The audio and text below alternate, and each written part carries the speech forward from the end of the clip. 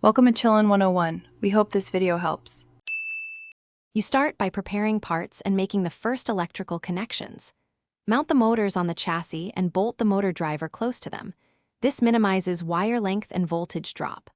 Once done, wire each motor to the driver outputs, then connect the driver VCC to the battery and the logic VCC to a stable 5V regulator. Make sure grounds are common between the battery, motor driver, and microcontroller so signals have a reference. This prevents erratic motor behavior and damage when you apply power. You now configure the microcontroller and wire control signals.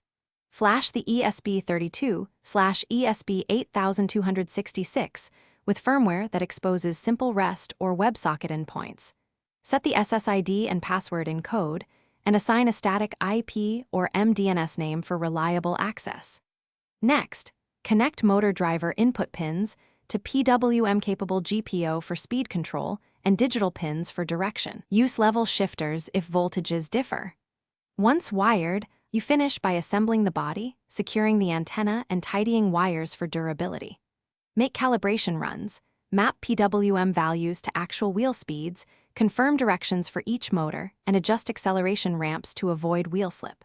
Once calibrated, run simple remote commands and verify latency over the target distance. Make sure the battery holds voltage under load. If connectivity or control fails, check SSID and password. Confirm the regulator isn't sagging under motor load, and inspect serial logs for exceptions. This single check often reveals the root cause.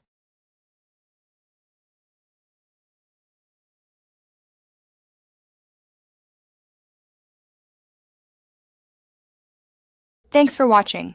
Consider subscribing if we helped you.